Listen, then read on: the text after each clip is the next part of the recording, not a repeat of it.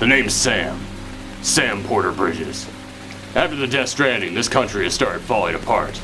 BTs roam the land, sucking in anyone they can find, causing void outs that are destroying the face of America, and the timefall has made it dangerous for anyone to go outside. So now I, the last delivery man alive, am setting out there with my Q-pin and my trusty PB, and we're going to reconnect America to the chiral network, so that way Die Hard Man and the people of Bridges can hope to learn the secrets of the beaches.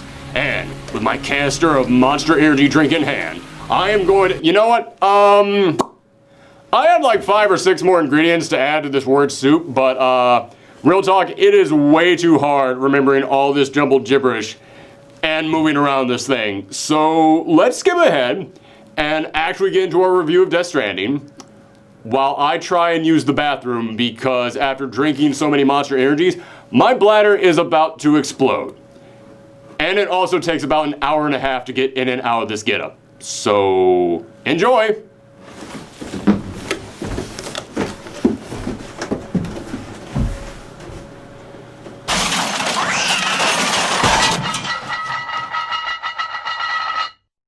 Death Stranding is a difficult game to talk about because, let's be real, the most interesting thing about this game isn't the actual game itself, but the massive backstory that went into it.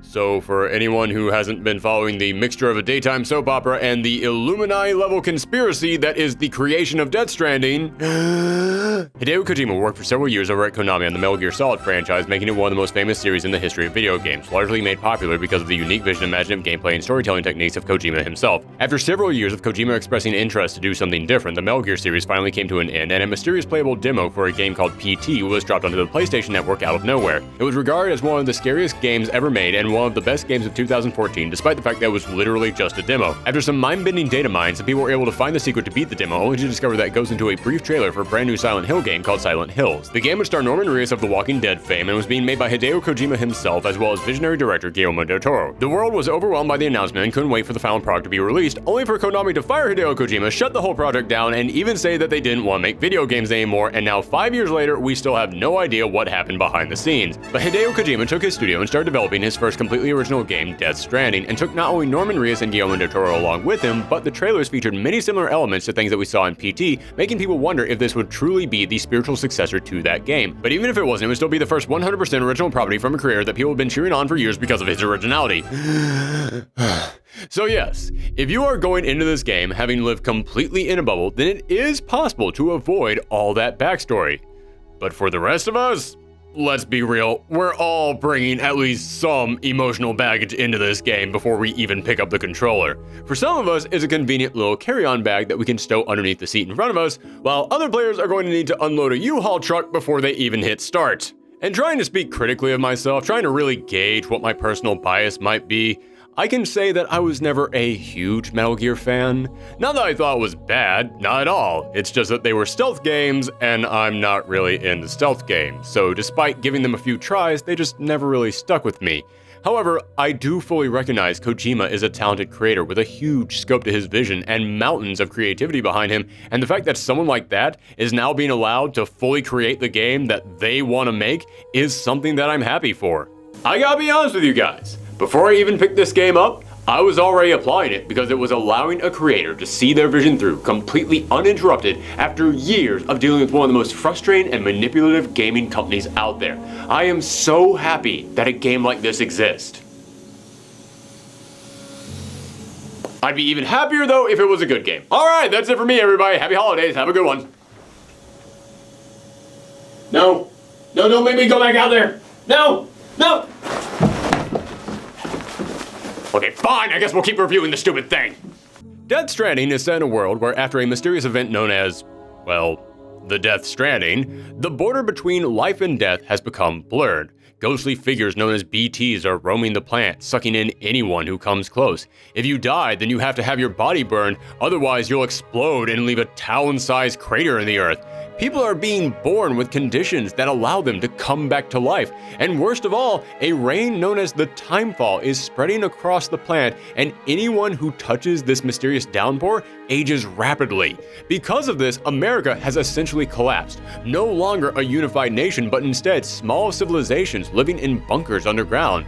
But what remains of the government has a plan to unite the country once again by linking all of these civilizations to a wireless information system known as the chiral network, so that way the collective knowledge of America can live on. They hire Sam Porter Bridges, a delivery man who now has to walk across America facing this nightmarish landscape in order to reconnect the world. That is an inventive and creative story that speaks to the artistic vision of Hideo Kojima with a nearly infinite level of potential for what directions you could take the game. So how does this big, bold vision actually play out?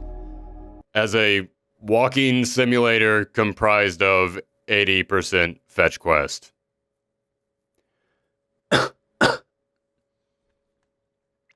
Okay, hold on, there is more to this game than that, and there actually are some deeper mechanics in here worth mentioning, and despite the tone I've been taking so far, there are actually several things in this game that I like, and I will get into all of that. But speaking as someone who tried to avoid as much coverage of this game as I possibly could so that way I could go in completely fresh, I was honestly stunned to find out that the vast majority of this game is, well, this.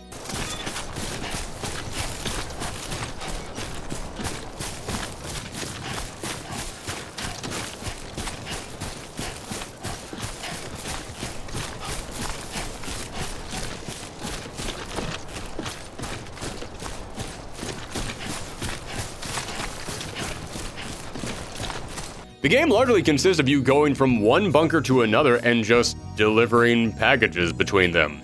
And yes, I did describe this as a walking simulator, and I know a lot of people get really upset when you call it that because they argue that this isn't anything like a walking simulator. However, counter-argument, I would actually say that while this game is nothing like other games out there that we refer to as walking simulators, it's because this game made me realize we've been referring to those games incorrectly, and that this game is really the first true walking simulator I've ever played. You see, typically, when someone refers to a game as a walking simulator, that means all you do is walk around. And while in this game, yes, you are going to do a lot of that, there are other mechanics that come up. There is actual combat and boss fights, so it's not just walking. However, the way this game controls, it actually tries to simulate what it feels like to walk. When you run down a hill, you have to worry about your increasing momentum. When you run over rocks, you have to worry about even the tiniest pebble tripping you up. When you pile packages on your back, the weight of it will not only slow you down, but also how you distribute the weight will cause you to lean in one direction or another, and you'll have to hold the L or R2 button to shift your body in the opposite direction. And if you don't have room on your back for additional cargo, then you can pick it up and carry it with your hands. And to do that, you also have to hold down the L or R2 button depending on which hand you want to pick it up with. And when I say you have to hold those buttons down, I mean you have to hold it down, because if you let go of it, then Sam will let go of the package. You have to keep gripping the button like Sam is gripping the package. It feels like if it was possible to do without destroying your controller, Kojima would have made you mash the left and right thumbsticks for each step that you took, because he wanted to simulate the experience of walking as much as it was technologically feasible. Now, you might hear that and think to yourself, well, that sounds tedious and frustrating. Oh, does it? Does it now? Because that's just the start of what it feels like to control our post-apocalyptic postman. Let's talk about resource management. Like with almost any video game, you have a health meter, obviously. There's also a stamina meter. Makes sense, you're carrying packages and traveling up arduous terrain, of course you're going to have a stamina meter. There's also a secondary stamina meter for things like holding your breath, which you'll need to do when passing VTs. The length of said secondary stamina meter depends on the size of your first stamina meter, which can drop due to exhaustion. A little complicated, but okay.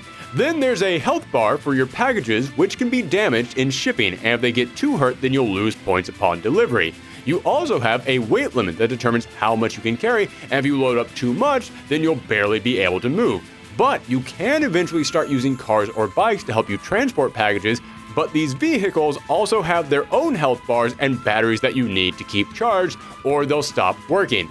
And there are objects that you can build to charge your devices, but anytime that you build an item in the world, it uses up the limited network power that you have, so you can't overdo it.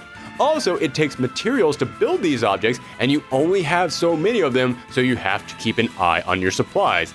Then your BB, the equipment that you use to help you spot the BTs, has a stress meter, and if it becomes too panicked, then it stops working until you rest back at the base. And let me just say, yes, I will admit, I'm not a big fan of unnecessary resource management in games. I feel like having to worry about things like your weapon stability or an escort character's health bar typically just bogs down your gameplay and leads to frustration. But I'm not saying it can't be done well.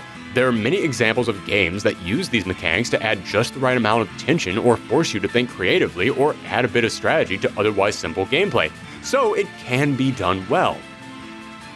But for the love of God, did you just hear all the stuff that I listed off? I mean, I'm not even done yet. Your shoes have a goddamn health bar that you have to keep an eye on.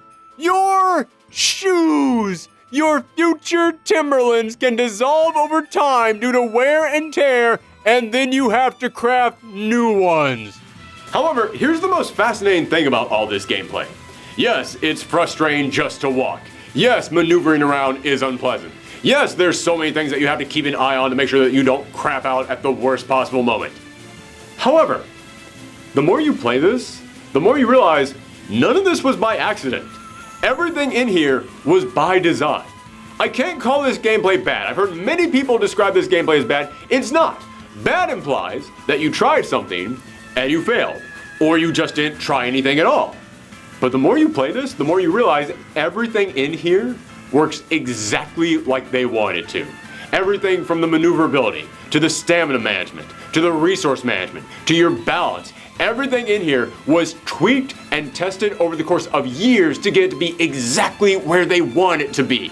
So no, it's not bad. It's actually quite fascinating. But fascinating doesn't mean fun. Yeah, this game is dull. Really dull. As I said, the majority of this game is walking or driving from one base to another, dropping off a delivery, then picking up a new delivery and going out to another base to drop it off. Rinse and repeat all day, every day.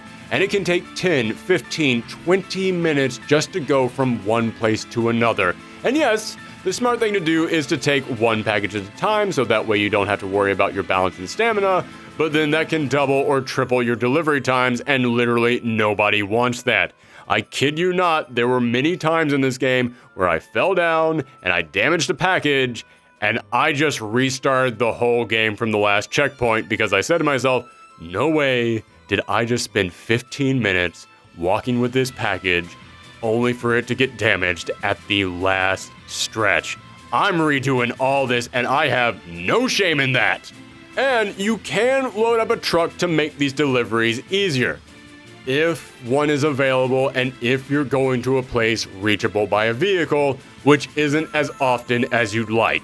Meaning most of the time, you're just going to plot out as many stops as you can make in one trip and then load yourself up like the human version of the Beverly Hillbillies truck. And one of the reasons these trips can take so long is because you have to avoid the time fall. Because remember how I said your packages have their own health bar and you have to keep them from getting damaged? Well, you might think that just means not dropping them or falling over. Nope, the time fall, the rain that ages everything it touches, will damage your packages, aging them so fast that after a few minutes of walking through these storms, you'll be covered in so much rust that no tetanus shot could ever help you. Meaning that if you find yourself walking into the rain, you'll have to either risk going straight through it with your packages turning to dust like an Acme disintegrator ray gun, or taking the long way around the storm. Actually, I'm sorry, that doesn't quite do it justice. I should have said the long way around the storm. I know some of you are wondering at this point why Sam doesn't have to worry about aging due to the time fall. Apparently, the material in Sam's raincoat is immune to the time fall, and that protects him from it. Alright, that's fine. That's a good enough explanation for me. I don't need anything else. Just, one thing. Not to sound like every stand-up comedian from the 90s doing a joke about airplane black boxes, but if we know that the material in Sam's raincoat is immune to the effects of the time fall, why don't we just wrap all the packages in the material from Sam's raincoat? And yes, for the one guy out there who has already typed it 12 times in the comment section, yes, I know. You can also use a truck to drive through the rain so all your packages are protected.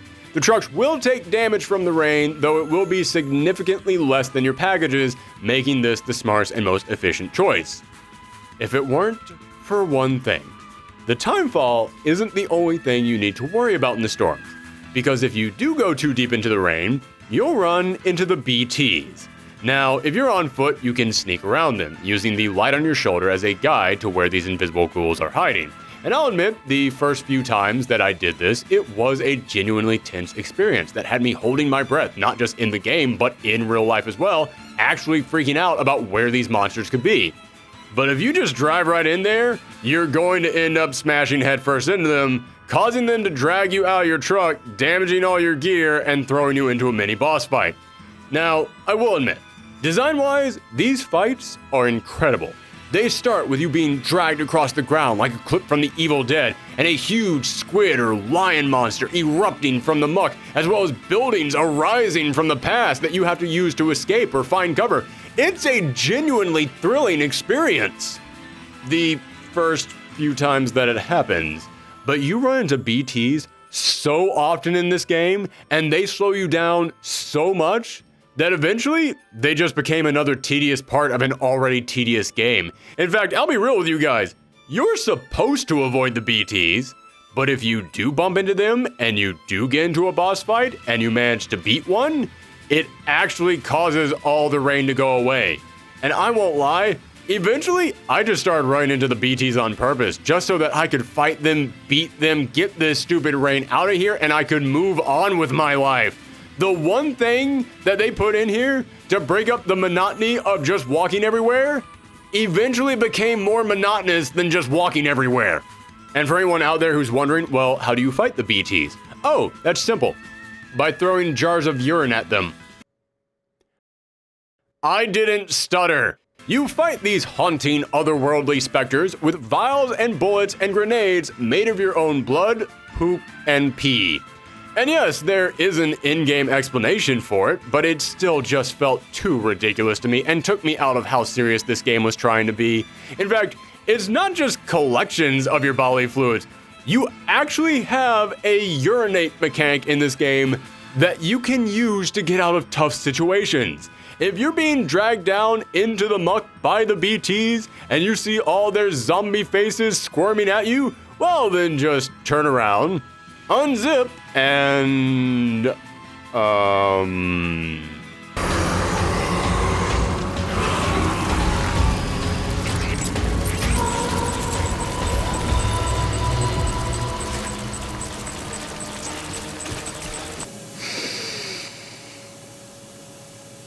is this a fetish game?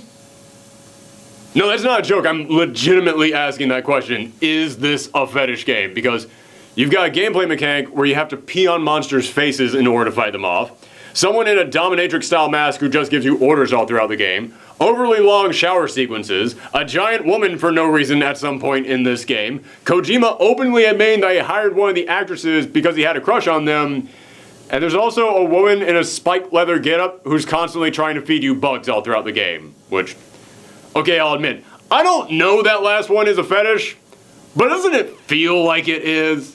And hey, I'm not here to kink shame Kojima. It's his game. He gets to make whatever he wants in here. And I'm sure after dealing with Konami for so many years, he's probably got tons of his own personal demons that he has to work out. So fine. If he wants to make this, then he can go ahead. But can we all admit that's what he made here? Like, we all see it, right? I mean, for God's sakes, there's literally escort missions in this game where you have to wrap up women like they're packages and deliver them like they're objects. You literally have to turn women into objects in the game. I can't even think of a metaphor for objectification that's as good as that. Okay, let's quickly get away from that and never talk about it again. Back to the grind. Now, there are other things that can break up this repetition. There are rogue groups of terrorists known as mules who are trying to get your packages for reasons that I do not have time to get into, but oh my god, do I want to get into it because it's so stupid. And you'll have to sneak around them, but if you're piled up with too many supplies, then you can't hide, so you'll have to fight them. And the combat in here is okay. I've heard people say it's bad, and I don't agree with that. I don't think it's bad, I think it's serviceable, but compared to how precise everything else in this game felt, the combat does feel like it got less attention than any other element. So yes, this is another thing that can break up the constant string of walking, but it's just okay, and honestly, it always seems to come up when you don't have time for it, when you just want to get on with your mission. And if I'm being perfectly honest, that is my biggest complaint with this game. I actually do want to see where this story goes. I actually do want to progress, but everything takes so long. There is so much goddamn waiting in this game. No, I'm not talking about the walking, I'm talking about everything. Has your stamina meter gotten too low? Well, you can refill it by taking a sip from your canteen, but if your canteen is empty, well, then your only option is sit down and wait for your stamina to refill. Just wait. Any minute now.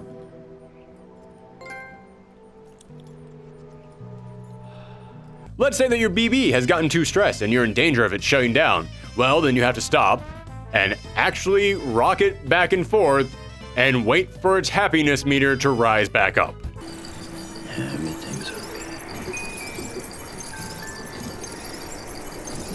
okay. And yes, your BB is a baby in a jar. I don't have time to go into that.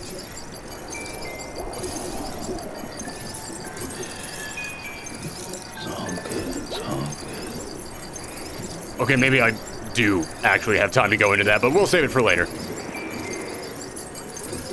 Even the small stuff in here takes too long. You drop off a package. Do you go up to the recipient and select deliver? No. You have the animation of loading the cargo onto the tray. Then the animation of the recipient coming on screen and welcoming you. Then the animation of the recipient stopping to walk over to the cargo to inspect it. Then you go through the multiple screens giving you your status. Let's say you go back to a base and you want to rest up so that way you can refill your stamina. Well, then you're treated to the animation of Sam being lowered down in the elevator, Sam falling asleep on his bed, Sam waking up the next morning. And yes, you can skip all this, but let's say that when you're being lowered down the elevator, you hit skip cutscene. Then you are taken to the scene of Sam flopping down on his bed, which you then have to select skip cutscene to again. Then you go to the scene of Sam waking up the next morning, which you also have to skip. Who the hell, when selecting to sleep in a bunker, decides that they want to skip the elevator cutscene, but doesn't want to skip the rest of the scenes? Who is coming in here and saying, whoa now, I don't want to see Sam going down in the elevator, but you better believe I want to see that clip of Sam falling asleep in his bed. So help me, if you skip the elevator scene and then also skip him dropping down on his bed and then the scene of him waking up in his bed, I will throw this game in the trash. Do not test me, Kojima. You want to know how bad it is? You occasionally have to take a shower or else Sam gets covered in black goo and nobody wants that. So if you select take a shower, but you don't want to sit through the clip of Sam taking a shower, you have to hit skip 4 times. I am not kidding you. Who selects skip the shower cutscene and then doesn't want to skip the shower cutscene? I know some people out there hate hearing anyone call this game tedious, and hey, you can disagree with me all you want, but what word would you use to describe having to hit skip cutscene 4 times for one cutscene? And by this point, I'm sure that some of you might be wondering, okay, but this is an open world to explore. Surely there are things to discover, secrets, collectibles, other characters. Nope. If it's not a bunker to make deliveries to, it's not a thing. The closest thing I could find to a collectible in this game is that there are little tiny microchips that are practically invisible to the human eye, but if you do happen to stumble across one, then it will unlock something for you. And when I picked up my first one, I thought, oh my goodness, this is going to blow this case wide open. It's going to give me so much information and so much depth to this world. You know what was on the microchip? A brief discussion from Hideo Kojima about how much he likes Dario Argento films.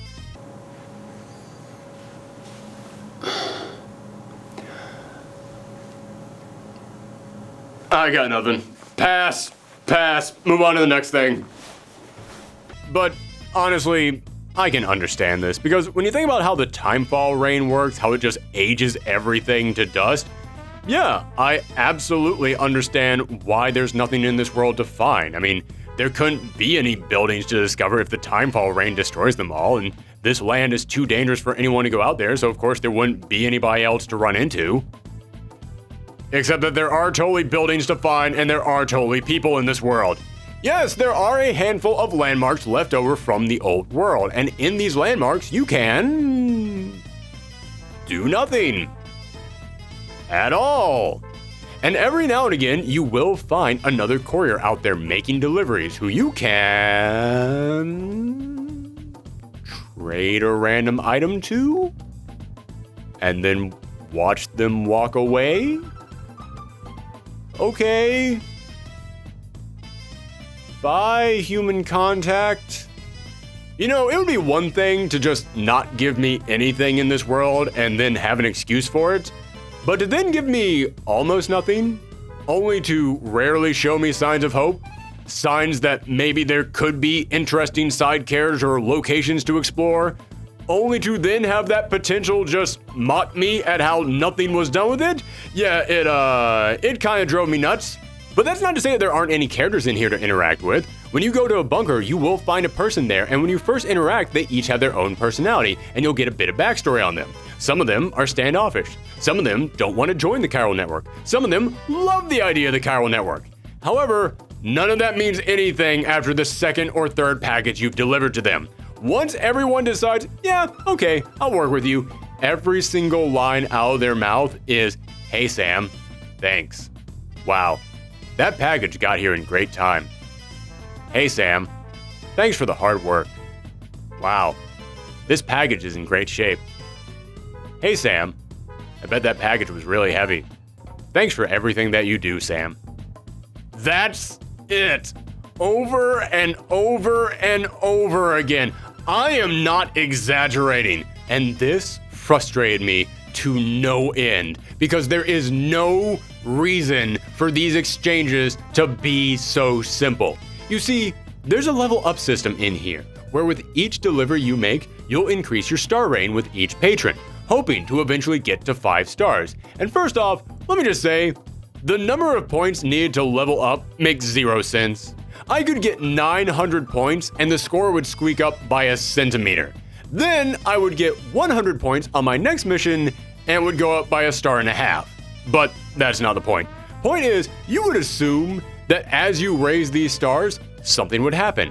And yes, I will admit, something does happen. You do get small rewards and sometimes even upgrades each time that you hit a new star. And I'll admit, that was nice. That was appreciated.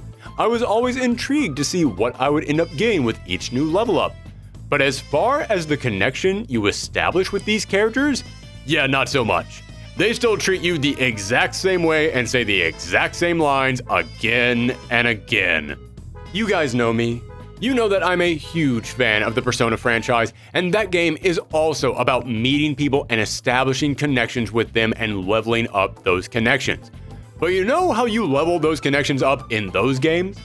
You talk to the people, and you find out their stories, and you get involved in their lives, and you make decisions about how to help them with their personal struggles, and you grow invested in them as characters.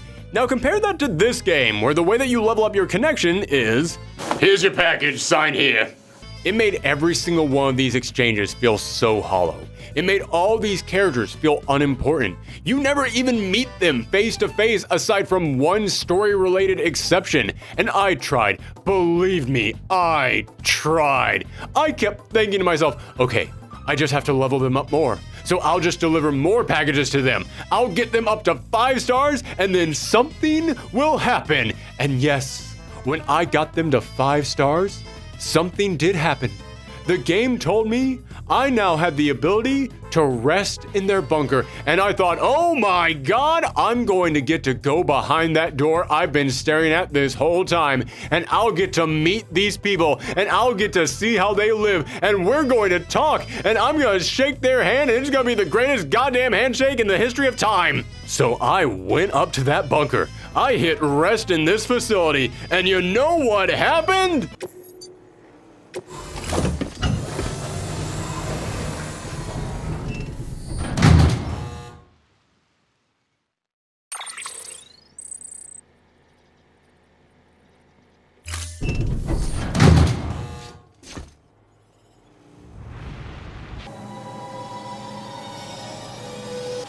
Oh!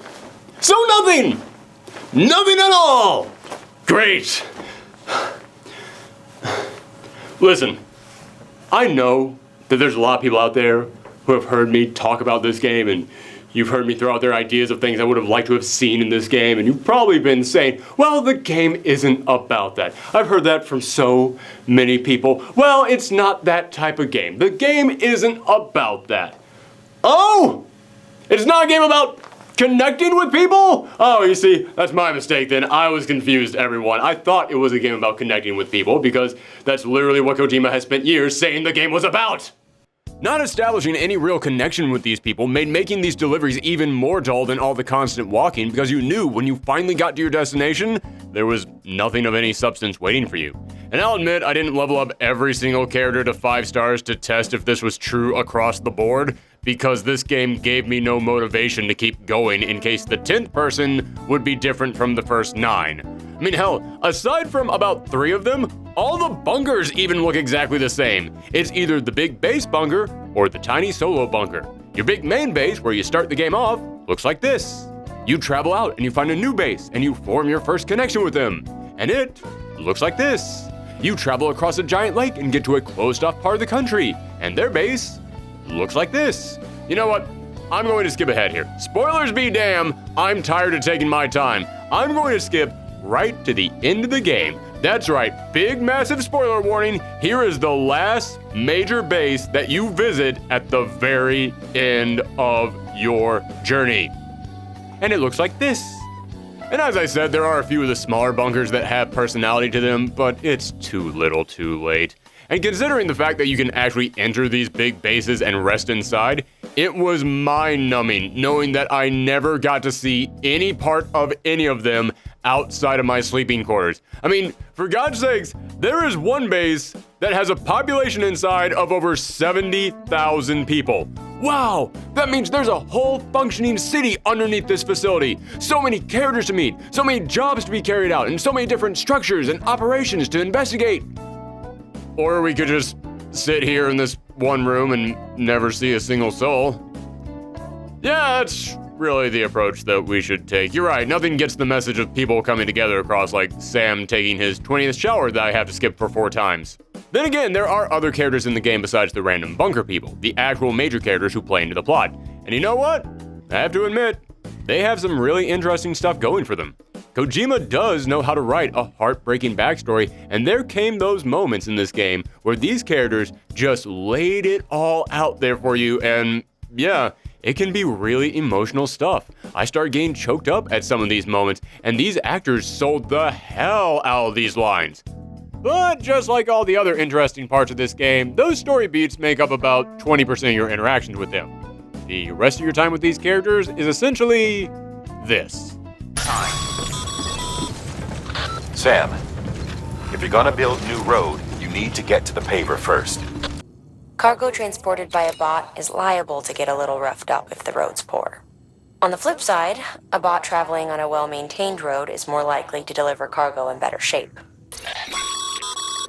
According to the junk dealer, the Chiral Hourglass is extremely fragile, and that kind of cargo is best carried by hand. Contract has already been made, and you'll find the pouch in your private room. If you want to customize your backpack, you'll need to drop by one anyway. One more thing, Sam. A new delivery type has been added to the terminal. Your hard work's getting noticed. And because of that, there's been some talk of offering a premium service. Sam, that active skeleton is built for speed. It's designed to augment muscle movement, enabling you to travel faster. There's even a boost function if you really need to hustle, but it'll eat up battery about as fast as you eat up the ground. Heads up, Sam. Got a fresh order for you from a certain mountaineer. It'll take you to a region not yet covered by the chiral network. Suffice it to say, this is a chance to change that. That won't cut it, Sam. you need more chiral crystals.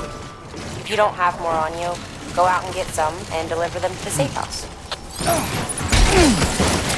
Yeah, you want to talk about the quickest way to make these characters feel lifeless and uninteresting? Reduce these amazing actors down to just reading tutorial instructions for the vast majority of their appearances. Speaking of how this game explains features to you, I have never played a game that had such a bizarre instruction system.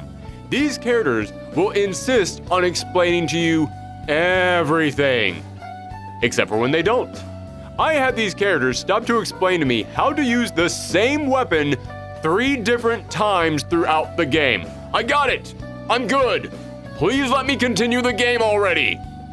But then, way later, they explained how to use a feature in the game that I had already been using on my own for 10 hours. Then other times, they just won't tell you how to do anything. For example, you eventually get a weather map that lets you see where rain is, something very important when the rain is your enemy. And they didn't tell me how to look at the thing that could be instrumental in plotting out my delivery routes to avoid damage and BTs, and every time I tried to read up on how to use it, it just said, you can use the weather map to see where storms appear. That does not answer my question! So the characters in this game are essentially just prolonged instruction audiobooks or repetitive thank you cards. But luckily, we've got our main man Sam here to save the day.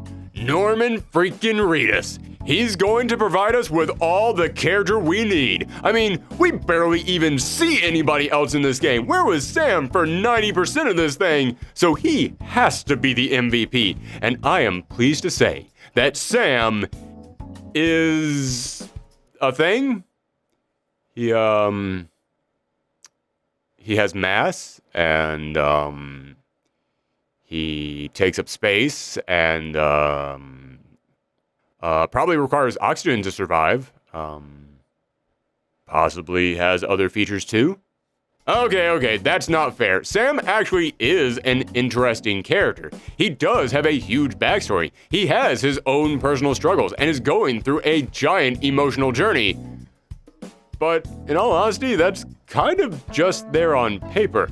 In execution, Sam's character is largely guy who stands there as other people talk.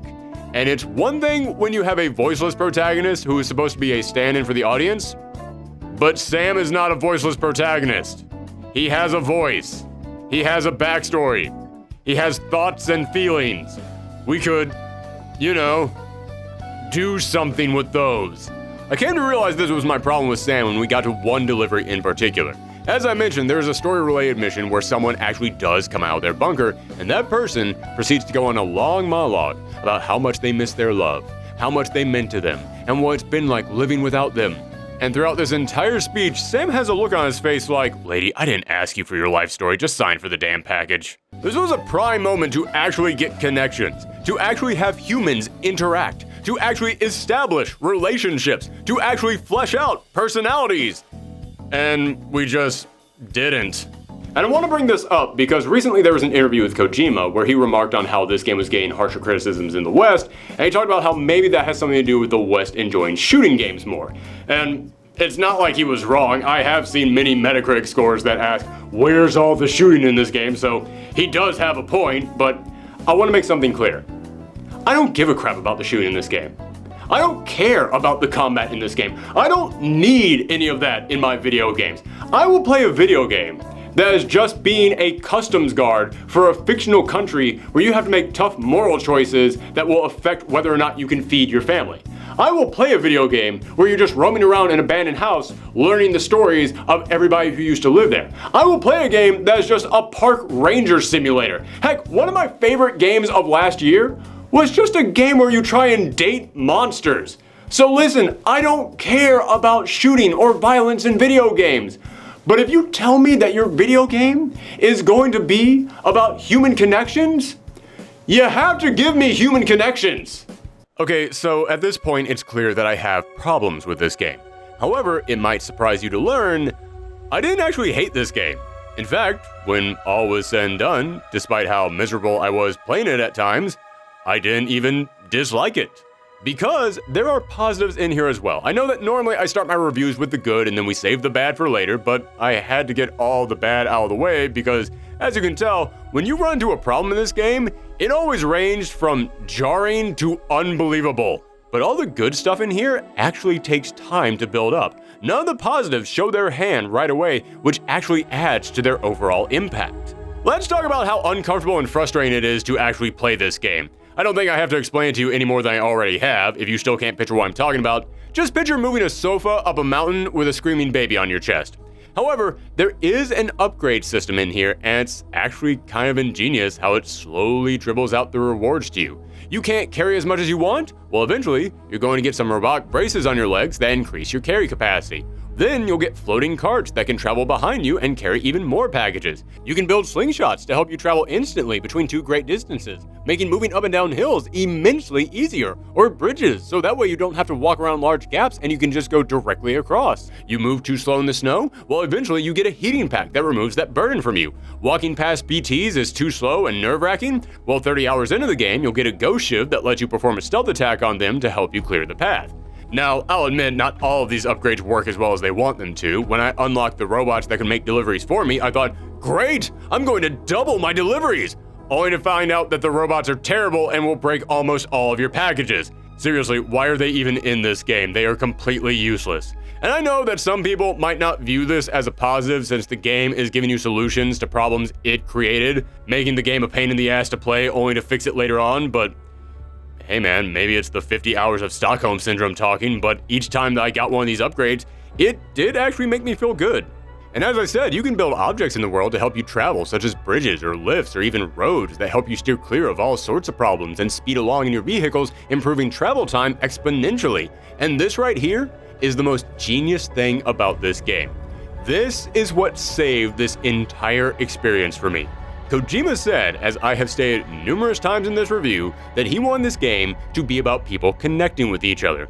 So he wanted to insert a mechanic in this game where if you leave items in the world, such as ladders to climb, ropes to descend, storage lockers to stash your loot, bridges to cross, roads to drive on, and so much more, then they could actually appear in other people's games. And as time went on, as other people played the game, as I and everyone else in the world progressed, I started to see this actually play out. Objects to help me move around and make it through the harsh climate began to appear in the world, and they helped in ways that I can't even begin to describe. I had to race down a mountain, only to find the path I started down was too steep to descend. Oh God, come on, now I have to turn around and go all the way back up and keep going around until I find a safe spot to go down and, oh, wait, hold on. Someone left a rope over there. I can actually make it now. It would have taken me forever to get this done, but now I can do it in record time. Thank you, random person who left this rope. I have to get from one part of the map to another, and that means that I have to walk all the way around this canyon, and that's going to take forever, and there's all these enemies that are going to be in my way, and oh, wait, no, someone left a bridge for me. I can just cross right here. This is amazing. And you know what? It actually does establish this feeling of all of us working together because there's many objects in this world, especially the very large ones like roads, that require numerous materials to build. And there is no way that any one person could get all the material that they need to build all of this. So you can just dump off whatever materials that you happen to have, and then that will add to the collective resource pool. So then other players in their games can come by and see that you already add some stuff, so then they add some stuff. And then eventually these big massive objects do end up getting built because you all work together. I love this. And you know what? I didn't just take a penny from the tray, I left plenty myself. I built multiple roads, and each time that I saw the alert go up saying someone was using that road in their game, I actually felt really good. I was glad to know that someone out there didn't have to cross this frustrating rocky terrain now because I had helped them out.